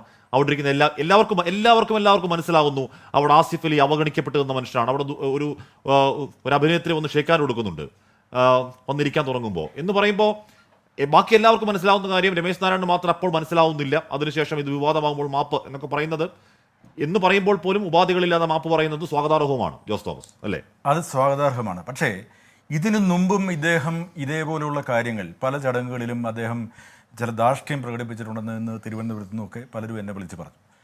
അതൊക്കെ അദ്ദേഹത്തിൻ്റെ സ്വഭാവ വൈചിത്ര്യമായിരിക്കാം, അദ്ദേഹം എന്തും ചെയ്യട്ടെ. ഇവിടെ ആ പ്രോഗ്രാമിൽ തന്നെ വിനീത് എന്ന് പറയുന്ന എത്രയോ വർഷമായി മലയാള സിനിമയിൽ നിൽക്കുന്ന ഒരു ആർട്ടിസ്റ്റ് ഒരു സിനിമയിൽ അഭിനയിച്ചിരുന്നു. അതിൽ അദ്ദേഹം വന്നിരുന്നു. അദ്ദേഹത്തിന് 2 വാക്ക് സംസാരിക്കാൻ പറ്റിയില്ല, മൈക്ക് കൊടുത്തില്ല ആങ്കർ. അങ്ങനെ ചില അബദ്ധങ്ങൾ അവിടെ ഉണ്ടായിട്ടുണ്ട്. അദ്ദേഹത്തിന് MD സാറിനെ കുറിച്ച് പറയാൻ ഒരുപാട് കാര്യങ്ങളുണ്ടായിരുന്നു. ഇതൊക്കെ ഞാൻ പറഞ്ഞല്ലോ. അല്ല, ഞാൻ പറഞ്ഞത് ശ്രീ ജോസ് തോമസ്, ഇതിൽ രമേശ് നാരായണന്റെ ആ ചെയ്തി അങ്ങേയറ്റം എന്താണ് അപഹാസ്യമാണ് അല്ലെങ്കിൽ മ്ലേച്ഛമാണ് എന്ന് തള്ളി പറയുമ്പോൾ പോലും രമേശ് നാരായണൻ പറയുന്നു ബാക്കി എല്ലാവരെയും വിളിക്കുന്നു, എന്നെ മാത്രം വേദിയിലേക്ക് ക്ഷണിച്ചില്ല. അതിനുശേഷം ഞാൻ MDയുടെ മകളോട് പറയുമ്പോൾ എൻ്റെ പേര് വിളിക്കുന്നത്, അത് പേര് വിളിക്കുമ്പോൾ എൻ്റെ പേര് മാറി പറയുന്നു എന്ന് പറഞ്ഞാൽ ഒരു കലാകാരൻ എന്നുള്ള നിലയ്ക്ക് ആ സമയം രമേശ് നാരായണനും വൃണിതനാണ്, ഹർട്ടാണ്. ശരി, അദ്ദേഹത്തിൻ്റെ ഭാഗം മാത്രമാണ് ചിന്തിക്കുന്നത്. അവിടെ ഒരു ഷോ നടക്കുമ്പോൾ ഞാൻ നേരത്തെ പറഞ്ഞു, അത് അദ്ദേഹത്തിന് അറിയേണ്ട കാര്യമില്ല. പേര് ലിസ്റ്റ് തന്നിട്ടില്ല, അദ്ദേഹത്തിൻ്റെ പേരെഴുതി തന്നിട്ടില്ല, ഒന്നുമില്ല. പെട്ടെന്ന് രമേശ് നാരായണൻ എന്ന് വന്ന് പറയുമ്പോൾ, ഞാൻ ആങ്കറോട് അത് പറയുമ്പോൾ അവർ കേട്ടത് സന്തോഷ് നാരായണൻ എന്നാണ്. സന്തോഷ് നാരായണൻ എന്ന് അനൗൺസ് ചെയ്ത് കഴിഞ്ഞപ്പോൾ തന്നെ ഞാൻ അവരെ വിളിച്ചിട്ട് പറഞ്ഞു രമേശ് നാരായണൻ എന്ന് പറഞ്ഞു, ഉടനെ തിരുത്തി. ഇതുപോലുള്ള കാര്യങ്ങൾ സംഭവിക്കുമ്പോൾ ഇത്രയും സീനിയറായ ഒരു മനുഷ്യൻ നിലയ്ക്ക്, പ്രത്യേകിച്ച് ഞാൻ പറഞ്ഞല്ലോ ഒരു മ്യൂസീഷ്യൻ, അദ്ദേഹം അവിടെ എളിമ കാണിക്കേണ്ടതാണ്, അല്ലെ അത് അപ്പോൾ തന്നെ ക്ഷമിക്കേണ്ടതാണ്. പേര് മാറ്റി പറഞ്ഞത് അതിലങ്ങ് വികാരാധീനാവേണ്ട കാര്യമൊന്നുമില്ല. പുതുതലമുറയ്ക്ക് ചിലപ്പോൾ ഈ കുറച്ച് സീനിയർ ആയിട്ടുള്ളവരുടെ പേര് അറിഞ്ഞെന്ന് വരില്ല. ഞാൻ ഒരു വലിയ ഹിറ്റ് സിനിമ ചെയ്തതിന് ശേഷം ഒരു ഫംഗ്ഷന് പോയപ്പോൾ അവിടെ അവതാരകൻ സ്വാഗതം പറഞ്ഞ ആൾ പറഞ്ഞ എന്നെ ലാൽ ജോസ് എന്ന് സംഭവം ചെയ്തിട്ടാണ് പറഞ്ഞത്. ഞാൻ പ്രസംഗിക്കാൻ കയറിയപ്പോൾ പറഞ്ഞു ഞാൻ ലാൽ ജോസ് അല്ല ജോസ് തോമസ് ആണെന്ന് പറഞ്ഞ് തിരുത്തുകയുണ്ടായി. അതൊന്നും വയലൻ്റായിട്ട് കാര്യമില്ല, അത് നമ്മൾ അംഗീകരിക്കുക. എല്ലാവരെയും അറിയണമെന്നില്ല. പക്ഷേ എന്തൊക്കെ പറഞ്ഞാലും രമേശ് നാരായണൻ ആസിഫ് അലിയോട് ചെയ്തത് തികച്ചും തെറ്റാണ്, പ്രതിഷേധിക്കേണ്ട കാര്യം തന്നെയാണ്. അതിന് സോഷ്യൽ മീഡിയ പ്രതിഷേധിച്ചിട്ടുണ്ടെങ്കിൽ തെറ്റ് പറയാൻ കഴിയില്ല. ഷാബു പ്രസാദ് ഇവിടെ അതേ വേദി ഇതിൽ രാഷ്ട്രീയം, ജാതി, മതം, ബ്രാഹ്മണിക് ഹെജിമണി, വരേണ്യത തുടങ്ങിയ എല്ലാ ആംഗിളുകളും ചർച്ച ചെയ്യപ്പെടും. അത് കേരളമാണല്ലോ, അത് അങ്ങനെ തന്നെയാണ്, ചർച്ച ചെയ്യപ്പെടേണ്ടതുമാണ്. വേറൊരർത്ഥത്തിൽ ഷാബു പ്രസാദ് ഇവിടെ അതേ വേദിയിൽ തന്നെ മറ്റൊരു ദൃശ്യങ്ങൾ ഞാൻ ആദ്യം കാണിച്ചിരുന്നു. അത് സാക്ഷാൽ MD വാസുദേവൻ നായരാണ്, മറ്റേത് സാക്ഷാൽ മമ്മൂട്ടിയാണ്. കേക്ക് മുറിക്കുന്നു, അതിനുശേഷം MD വാസുദേവൻ നായർ മമ്മൂട്ടിയുടെ നെഞ്ചത്തേക്ക് ഇങ്ങനെ ചായുന്നു. ഒരു സൈലൻസിന്റെ കുറച്ച് നിമിഷങ്ങൾ എന്ന് പറഞ്ഞാൽ ഏറ്റവും സ്നേഹോഷ്പളമായ ഈ വലിപ്പച്ചെറുപ്പങ്ങളില്ലാത്ത ഈ എന്താണ് മലയാളത്തിന്റെ യഥാർത്ഥ ആ സംസ്കാരത്തിന്റെ ആ ഒരു എവിഡൻസ് അതേ വേദിയിൽ തന്നെ വന്നു. ഇതിന്റെ മറുപടി എന്നാണ് ഒരുപക്ഷെ ഷാബു പ്രസാദ്. അതിനെയൊന്നും ഇത് കമ്പയർ ചെയ്ത് 40-45 വർഷമായിട്ടുള്ള ആത്മബന്ധമാണ് MDയും മമ്മൂട്ടിയും തമ്മിലുള്ളത്. അതും ഇങ്ങനെ ഒരു കാലങ്ങൾക്ക് ശേഷം അവർ തമ്മിൽ കണ്ടുമുട്ടുമ്പോൾ എത്ര വർഷങ്ങൾ അവരുടെ മനസ്സിലൂടെ ആ നിമിഷം കടന്നു പോകുന്നത് അവർ ഒരുമിച്ച് നീങ്ങിയ 40-40 വർഷമാണ്. അത് ഇവിടെ നമ്മൾ കമ്പയർ ചെയ്യേണ്ട കാര്യമില്ല. പക്ഷേ ഇവിടെ നമ്മളിപ്പോൾ ഈ അനാവശ്യമായ ഈ വിവാദം ഇനി ഉണ്ടാക്കേണ്ട കാര്യമില്ല എന്ന് തന്നെയാണ് കാര്യം. ആസിഫ് അലി അവിടെ അങ്ങേയറ്റത്തെ പക്വതയോടുകൂടി അദ്ദേഹം അവിടെ പെരുമാറി. അതേപോലെ തന്നെ ഇപ്പം ഈ ഒരവസ്ഥ വന്നിട്ടായിരിക്കാം രമേശ് നാരായണനും ഇവിടെ ഇപ്പോൾ ആ സംഭവത്തിൽ തെറ്റുപറ്റി മാപ്പ് പറഞ്ഞു. സംഭവിച്ചു പോയി, ഇനിയിപ്പോൾ പറഞ്ഞിട്ട് കാര്യമില്ല. നമ്മൾ പറയാനുള്ളത് പറഞ്ഞു, പ്രതിഷേധിക്കാനുള്ളത് പ്രതിഷേധിച്ചു. അപ്പോൾ ഇവിടെ വേറൊരു കാര്യം കൂടെ ഹാഷ്മി ഞാനൊന്ന് ഓർമ്മിപ്പിക്കുകയാണ്. 2018 2018 തോന്നുന്നു. ആ സമയത്ത് ദേശീയ അവാർഡിൻ്റെ ചൊല്ലിയുണ്ടായൊരു വിവാദം ഓർമ്മയുണ്ടോ? കേന്ദ്ര സാംസ്കാരിക മന്ത്രിയിൽ നിന്ന്, ആട്ടക്കാരിയായ കേന്ദ്ര സാംസ്കാരിക മന്ത്രിയിൽ നിന്ന് ഞങ്ങൾക്ക് അവാർഡ് വേണ്ട, മേടിക്കണ്ട എന്ന് പറഞ്ഞ് പ്രതിഷേധിച്ച് പോകുന്ന കുറേ മഹാന്മാർ കേരളത്തിൽ നിന്നാണ് പോയത് ഡൽഹിക്ക്. ഓർമ്മയുണ്ടോ? ഇവിടെ ഈ കേരളത്തിൽ സംഭവിച്ച കാര്യമാണത്. അന്ന് ഞങ്ങൾക്ക് പ്രസിഡൻറ്റിൻ്റെ കയ്യിൽ നിന്ന് മാത്രം മതി, അല്ലാതെ ആട്ടക്കാരിയായ സീരിയൽ നടിയായ ഒരു സ്ത്രീയിൽ നിന്ന് ഒരു സീരിയൽ നടിയിൽ നിന്ന് അവാർഡ് ഞങ്ങൾക്ക് വേണ്ട എന്ന് പറഞ്ഞ ഒരു ചരിത്രം, അങ്ങനെയും കൂടെ ഒരു ചരിത്രം ഈ കേരള സാംസ്കാരിക കേരളത്തിനുണ്ട്. രാഷ്ട്രീയ വിയോജിപ്പാവില്ലേ സാർ? അങ്ങനെ നമ്മുടെ ഇത് നോക്കുകയാണെങ്കിൽ അത് രാഷ്ട്രീയ വിയോജിപ്പല്ലേ സാർ? ഇതുപോലുള്ള അവഹേളനമാണോ? അത് രാഷ്ട്രീയ അല്ല, ഞാൻ പറഞ്ഞത് അത് രാഷ്ട്രീയ വിയോജിപ്പാണ്. രാഷ്ട്രീയ വിയോജിപ്പോ? ഒരു കേന്ദ്രമന്ത്രിയിൽ നിന്ന് എനിക്ക് അവാർഡ് വേണ്ട എന്ന് പറയുന്നത് രാഷ്ട്രീയ വിയോജിപ്പാണോ? ഉറപ്പായും രാഷ്ട്രീയ വിയോജിപ്പ് വെക്കാമല്ലോ സാർ, ഉറപ്പായും രാഷ്ട്രീയ വിയോജിപ്പ് വെക്കാമല്ലോ. അതിനുള്ള അവകാശമുണ്ട് സാർ, അതിനുള്ള അവകാശം എല്ലാവർക്കും രാഷ്ട്രീയ വിയോജിപ്പുണ്ട്. ഇല്ല ഷാബു പ്രസാദ് അതാ വേദിയിൽ പോയി ഇപ്പോൾ തോറ്റിരിക്കുന്ന ആ മുൻ മന്ത്രിയോട് സാർ, ഇപ്പോൾ ആ വേദിയിൽ പോയി ഇപ്പോൾ തോറ്റിരിക്കുന്ന മുൻ മന്ത്രിയെ കണ്ടില്ല എന്ന് അടിച്ചുകൊണ്ടല്ല അവർ പ്രതിഷേധം അറിയിച്ചത്. ഞങ്ങൾ ആ മന്ത്രിയിൽ നിന്ന് അവാർഡ് വാങ്ങിക്കാൻ നേരത്തെ പ്രഖ്യാപിക്കുന്നതല്ലേ? അങ്ങനെയെങ്കിൽ രമേശ് നാരായണൻ നേരത്തെ പറയാം എനിക്ക് അവാർഡ് തരേണ്ടത് MD വാസുദേവൻ നാരായണൻ പറയാം. അന്ന് ഈ കാണിച്ച കേരള താരങ്ങളുടെ അഹന്തയെയും അഹങ്കാരത്തെയും നിങ്ങൾ ന്യായീകരിക്കരുത് ഹാഷ്മി. എനിക്ക് താങ്കളെ പല കാര്യങ്ങളിലും വിയോജിപ്പുണ്ടെങ്കിലും ഒരു ജേർണലിസ്റ്റ് എന്നുള്ള എനിക്ക് അങ്ങേ ഒരുപാട് ഇഷ്ടമാണ്. ന്യായീകരിക്കരുത്. അല്ല എന്തുകൊണ്ടാണത്? അതൊരു തൊട്ട് മുമ്പ് പ്രസിഡന്റ് കൊടുത്തോണ്ടിരുന്നതാണ് ഈ രീതിയിൽ. ഷാബു പ്രസാദ് അതൊരു തൊട്ട് മുൻപ് ഒരു പ്രസിഡന്റ് കൊടുത്തോണ്ടിരുന്ന പുരസ്കാരമാണത്. കൃത്യമായിട്ട് തലേദിവസം പ്രാക്ടീസ് വരെ നടത്തിയതാണ് ഷാബു പ്രസാദ്. അതിന് തൊട്ട് മുൻപ് വർഷം വരെ പ്രസിഡന്റ് കൊടുത്തുകൊണ്ടിരുന്ന പുരസ്കാരമാണ്. അതുകൊണ്ട് പ്രസിഡന്റ് വേണമെന്ന് ആഗ്രഹിച്ച് തെറ്റാണോ പറഞ്ഞിരുന്നതാണ് ഷാബു പ്രസാദ്? പ്രസിഡന്റ് കുറച്ചു പേർക്കേ കൊടുക്കുകയുള്ളൂ. ഈ വർഷം അദ്ദേഹത്തിന്റെ തീരുമാനമാണത്. ഷാബു പ്രസാദ് അതിന് തൊട്ട് മുൻപ് വർഷം വരെ പ്രസിഡന്റ് കൊടുത്തുകൊണ്ടിരുന്ന പുരസ്കാരം, ഇപ്പൊ രാജ്യത്തിന്റെ പ്രസിഡന്റ് എന്ന് പറയുന്നത് ഒരു മഹാപദവിയാണ്, ആ ഒരു മഹാപർവ്വതമാണ്. ആ മഹാമേരുവിൽ നിന്ന് ഞങ്ങൾക്ക് പുരസ്കാരം സ്വീകരിക്കണം എന്നൊരു കലാകാരൻ ആഗ്രഹിച്ചാൽ തൊട്ട് മുൻപ് വരെയുള്ള കീഴ്വഴക്കം അങ്ങനെ ആയിരിക്കുമ്പോൾ വേണ്ട മന്ത്രി തന്നോളാം എന്ന് പറഞ്ഞാൽ വേണ്ട എന്ന് പറയാനുള്ള അവകാശം അവർക്ക് ഇല്ലെന്നാണോ ഷാബു? എന്നതുകൊണ്ടാണോ? രാഷ്ട്രപതി ഭവന്റെ തീരുമാനമാണ്. അതേ പ്രസിഡന്റിന്റെ ആ മഹാമേരുവിന്റെ ആ രാഷ്ട്രപതി ഭവന്റെ തീരുമാനമാണ്. ഈ വർഷം ഇങ്ങനെയാണ്, അദ്ദേഹത്തിന് സുഖമില്ല, അധിക സമയം നിൽക്കാൻ കഴിയില്ല, അതുകൊണ്ട് സെലക്ടഡേ ഉണ്ടാവുള്ളൂ. ആ തീരുമാനത്തെയും കൂടെ ബഹുമാനിക്കാനുള്ള വേണമെന്നില്ല. ഉത്തരവാദിത്വം ഇല്ല, ആ ഉറപ്പ്. മഹാമേരുവിന്റെ തീരുമാനത്തെ ഞാൻ ഈ സംഭവത്തെ ആ സംഭവത്തെ എങ്ങനെയാണ് കമ്പയർ ചെയ്യുക ഷാബു പ്രസാദ്? അപ്പൊ ഈ സംഭവത്തെ ആ സംഭവത്തെ കമ്പയർ ചെയ്യുന്നത് എങ്ങനെയാണത്? അല്ലല്ല, ഒരു കലാകാരന്റെ ഏറ്റവും വലിയ ആഗ്രഹമാകും രാജ്യത്തിന്റെ അത് അഹന്തയല്ല സാർ. അതിനെ താങ്കൾ നേരത്തെ പറഞ്ഞില്ലേ, താങ്കൾ നേരത്തെ പറഞ്ഞു എം ഡി മമ്മൂട്ടിന്റെ ദൃശ്യമായിട്ട് ഇത് അഹങ്കാരത്തോടെ പെരുമാറിയ താരങ്ങളും ഈ കേരളത്തിൽ അങ്ങനെ ഒരു ചരിത്രവും ഇവിടെ ഉണ്ട്. ഷാബു പ്രസാദ് അതിൽ തന്നെ കുറച്ച് അവാർഡ് പ്രസിഡന്റ് കൊടുക്കുന്നുണ്ട്. പോലെ എറിഞ്ഞ ഒരു മുഖ്യമന്ത്രിയും ഈ കേരളത്തിലുണ്ട്. അത് വേറെ കാര്യം. താങ്കൾ ഈ പറഞ്ഞ സംഭവത്തിൽ താങ്കൾ ഈ പറഞ്ഞ സംഭവത്തിൽ കുറച്ച് അവാർഡുകൾ, കുറച്ച് പുരസ്കാരങ്ങൾ രാഷ്ട്രപതി കൊടുക്കുന്നുണ്ട്, കുറച്ച് പുരസ്കാരങ്ങൾ സ്മൃതി ഇറാനി കൊടുക്കും. അതെങ്ങനെ ശരിയാവും? അപ്പൊ ഈ കലാകാരൻ തോന്നില്ലേ ആ പുരസ്കാരം എനിക്ക് പ്രസിഡന്റ് കയ്യിൽ നിന്ന് വാങ്ങണം എന്ന് ആഗ്രഹം ഉണ്ടാവില്ലേ? ആ പ്രസിഡന്റിൽ നിന്ന് കയ്യിൽ നിന്ന് വേണ്ടാത്ത പുരസ്കാരം വേണ്ടെന്ന് പറയുന്നത് രാഷ്ട്രീയ അവകാശമല്ലേ? അതിനെ ഈ മര്യാദയോടുമേ കമ്പയർ ചെയ്യില്ലേ സാർ? എന്നിട്ട് നാണോ മാനോ ഇല്ലാതെ ആ കാശും മേടിച്ച് നക്കിയല്ലോ. അതിന് ബഹിഷ്കരിച്ചില്ലല്ലോ. അതെന്ത് വർത്താനമാണ്? അതെന്ത് ഷാബു പ്രസാദ്? അതെന്ത് വർത്താനം? ഹാഷ്മി രണ്ട് കാര്യങ്ങൾ. ഒന്ന്, ശ്രീ സിദ്ദിഖ് അടക്കമുള്ളവരുടെ വളരെ പോസിറ്റീവായ ഒരു സ്റ്റേറ്റ്മെന്റ് വന്നിട്ടുണ്ട്. അതായത് ആ ഗർവിന് നേരെ നോക്കി ചിരിച്ച ചിരിയാണ് നിന്റെ സംഗീതം ആസിഫ് അലിയെ കുറിച്ച്. സിദ്ദിഖ് സാറിന്റെ സ്റ്റേറ്റ്മെന്റ് പറഞ്ഞതേ ഉള്ളൂ. ഒരു കാര്യം കൂടെ, 2018 ശ്രീ സ്മൃതി ഇറാനി ഇന്ന് അവാർഡ് മേടിക്കാത്ത സംഭവമാണല്ലോ നമ്മൾ സംസാരിച്ചത്. അത് യഥാർത്ഥത്തിൽ ഇന്ന് ഫഹദ് ഫാസിൽ, എന്റെ സുഹൃത്തായ പാർവതി അടക്കമുള്ള ഒരുപാട് പേര് ചെയ്തു. അതൊരു പൊളിറ്റിക്കൽ പ്രൊട്ടസ്റ്റിന്റെ ഭാഗമായിട്ടാണ്.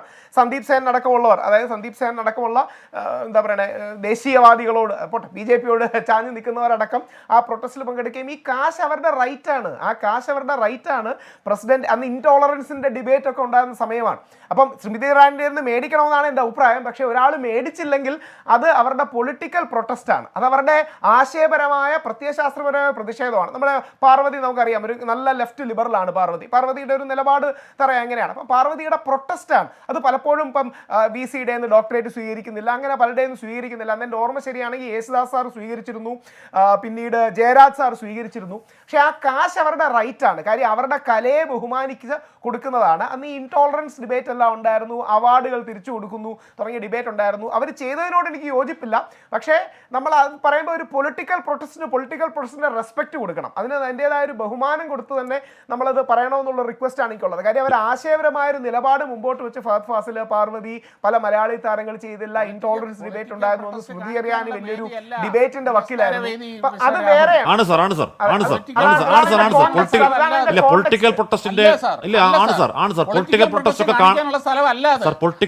ഒക്കെ പ്രതീകാത്മകമായി പല ആവർത്തി കാണിച്ചിട്ടുണ്ട് സാർ. ഇല്ല അങ്ങനെ വാട്ടർ ടൈറ്റ് കമ്പാർട്ട്മെന്റ് ഒന്നും അല്ല ഷാബു പ്രസാദ്. അങ്ങനെ വാട്ടർ ടൈറ്റ് കമ്പാർട്ട്മെന്റ് ഒന്നും അല്ല. അങ്ങനെ വാട്ടർ ടൈറ്റ് കമ്പാർട്ട്മെന്റ് ഒന്നും അല്ല. അവരവരുടെ രാഷ്ട്രീയ പ്രതികരണം കാണിച്ചു. അവർ നേരത്തെ പറഞ്ഞുകൊണ്ട് കാണിച്ചതാണ്. മാത്രമല്ല അവർക്ക് നക്കാനിട്ട് കൊടുക്കുന്ന ഏതെങ്കിലും ഔദാര്യമൊന്നും അല്ല അവരുടെ പുരസ്കാരത്തുക. ഷാബു പ്രസാദ്, അവർക്ക് താങ്കൾ നേരത്തെ ഉപയോഗിച്ച ഭാഷ പോലെ നക്കാനിട്ട് കൊടുക്കുന്ന എന്തെങ്കിലും ഔദാര്യമൊന്നും അല്ല. അതവരുടെ കലയെ രാജ്യം ബഹുമാനിച്ചതാണ്. താങ്കൾ ആ വാക്ക് ഉപയോഗിച്ച് മോശമായി പോയി. പോട്ടെ. അങ്ങനെ കേരളത്തിന്റെ സാംസ്കാരിക ചരിത്രത്തിൽ കേരളം നാണിച്ച് തലതാഴ്ത്തേണ്ട ഒരുപാട് ഇതുപോലുള്ള സംഭവങ്ങളുണ്ട്. അതിൽ അവസാനത്തേതാണിത് എന്നേ ഞാൻ പറഞ്ഞുള്ളൂ. രണ്ടും രണ്ട് സംഭവങ്ങളാണ് എന്നുള്ളതാണ്. കമ്പയറബിൾ അല്ല. അല്ല, ഒരു കാര്യം, ഇംഗ്ലീഷിലൊരു നമുക്കൊരു പ്രയോഗമുണ്ട്, you are comparing apples and oranges. ഈ ആപ്പിൾസ് ആൻഡ് ഓറഞ്ചസ് പൈനാപ്പിൾസ് പറയുന്നില്ല. അവര് ശ്രീ ഷാബു പ്രസാദിനോട് ഞാൻ ഒരു വരി പറഞ്ഞു. ശ്രീ ഷാബു പ്രസാദിനോട് ഞാൻ യോജിക്കുന്ന പോയിന്റ്, തീർച്ചയായിട്ടും സ്മൃതി ഇറാനിയുടെ അവാർഡ് അവർ മേടിക്കണമായിരുന്നു എന്നാണ് എനിക്ക് തുടങ്ങിയ പ്രയോഗങ്ങൾ പറയുന്നതിനോടാണ് പ്രശ്നം. ഒരു പൊളിറ്റിക്കൽ പ്രൊട്ടസ്റ്റ് നമ്മുടെ ഒരു വരി കൂടെ പറഞ്ഞു. നമ്മുടെ പാലസ്തീന്റെ വിഷയം റേസ് ചെയ്യാനായിട്ട് മറ്റേ തണ്ണിമത്തൻ ബാഗ് കൊണ്ടുപോയി.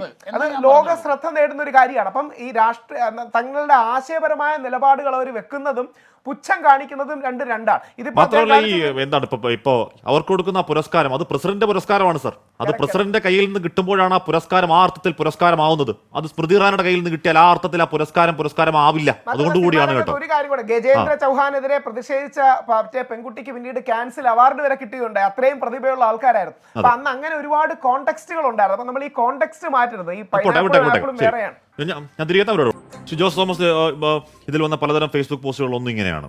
സന്ദീപ് ദാസ് എന്നൊരാൾ എഴുതുന്നതാണ്: രമേശ് നാരായണൻ എന്ന സംഗീത സംവിധായകൻ നടൻ ആസിഫ് അലിയോട് തോന്നുന്ന പുച്ഛം ഒരുതരം മനോരോഗമാണ്. വരേണ്യവർഗത്തിന്റെ പ്രതിനിധിയായ രമേശിന് ആസിഫ് എന്ന സാധാരണക്കാരനെ അംഗീകരിക്കാൻ വലിയ പ്രയാസമുണ്ടാകും. മമ്മൂട്ടിയോ മോഹൻലാലോ സമ്മാനിക്കുന്ന പുരസ്കാരം നിഷേധിക്കാൻ രമേശ് ധൈര്യപ്പെടുവോ?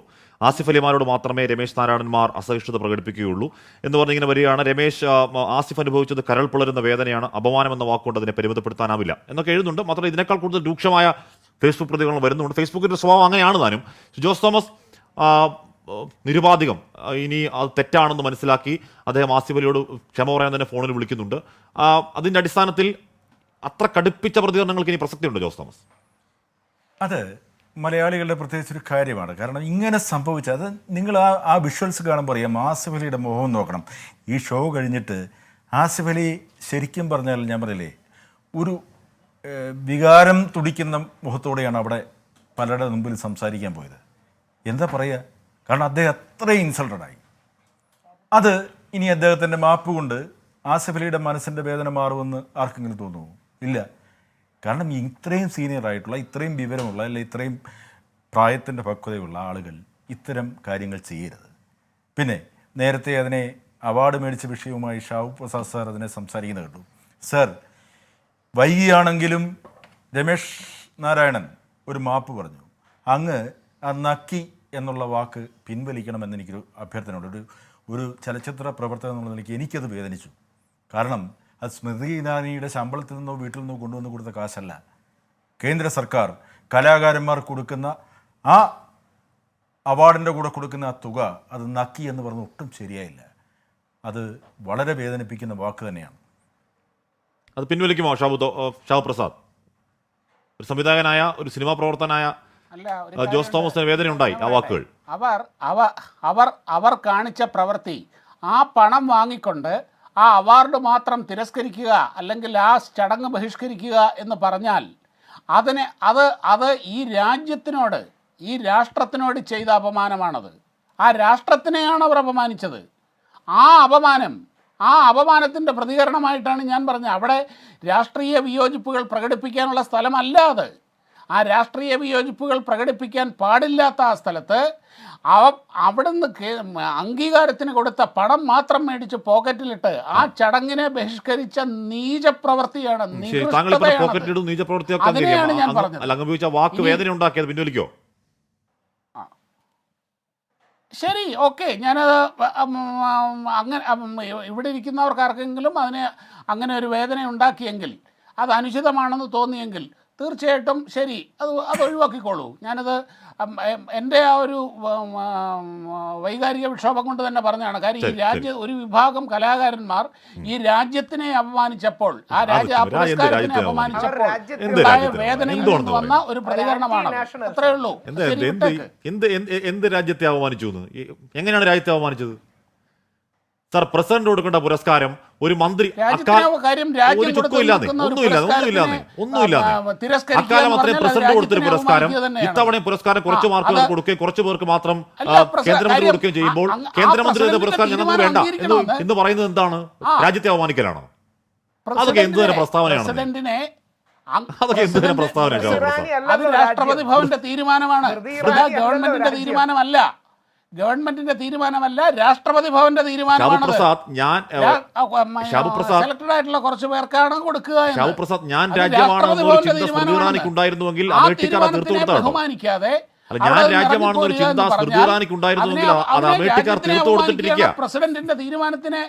പ്രസിഡന്റിന്റെ തീരുമാനത്തിനെയാണ് അപമാനിച്ചത്.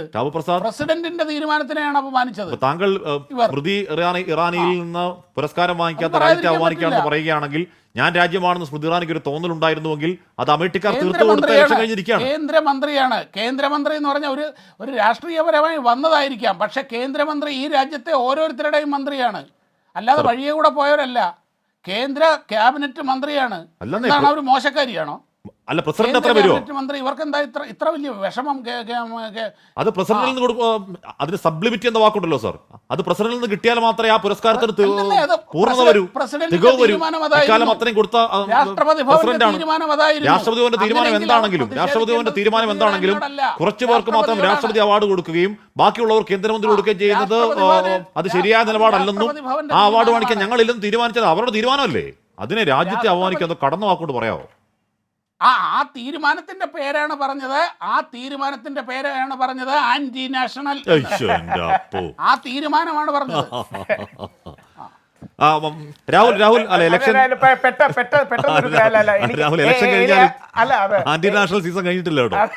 അല്ല ഇതിലൊറ്റ കാര്യം, നല്ല കാര്യം, അത് എനിക്ക് പറയുന്ന എല്ലാവരോടും ബഹുമാനമാണ്. നമ്മുടെ ഇന്ത്യൻ സിനിമയിൽ ഒരു ഉഗ്രൻ ഡയലോഗ് ഉണ്ടല്ലോ. ഇന്ത്യൻ സിനിമയിൽ ഇന്ത്യൻ വരുമ്പോൾ അവിടുത്തെ ഒരാൾ പറയും, ഇവനെ നമുക്കൊരു ആന്റി ഇന്ത്യൻ എന്ന് പറഞ്ഞ് ബ്രാൻഡ് ചെയ്താലോ, അതായത് ഇവൻ നാഷണൽ അല്ല ആന്റി നാഷണൽ ആണ്. അങ്ങനല്ല, ഇത് വളരെ സീരിയസ് ആയ ടാഗുകളാണ്. അപ്പം സ്മൃതി ഇറാനിയോട് എനിക്ക് വലിയ ഇഷ്ടവും ബഹുമാനമുള്ളതാണ്. അവിടെ ഒരു പരിപാടി പങ്കെടുക്കാൻ എനിക്ക് സാധിച്ചിട്ടുണ്ട്. വളരെ വൈബ്രന്റ് ആണ്. അവരുടെ അവാർഡ് മേടിക്കണം എന്നാണ് എൻ്റെ അഭിപ്രായം. പക്ഷേ ആന്റി നാഷണൽ എന്ന് പറഞ്ഞ ഗൗരവമുള്ള വാക്ക് നമ്മൾ ഇത്തരം കാര്യങ്ങൾക്ക് വേണ്ടി ഉപയോഗിക്കുന്ന ഒരു ഹംബിളായ റിക്വസ്റ്റ് ആണ്. അതും ഫഹദ് ഫാസിലും പാർവതിയും ഒക്കെ കേരള കണ്ട ഏറ്റവും മികച്ച കലാകാരന്മാരാണ്. ഫഹദ് ഫാസിൽ എന്ന് പറഞ്ഞാൽ കൈനകം കൊണ്ടുപോലും അഭിനയിക്കുന്ന ജഗതിയെ പോലെയാണ്.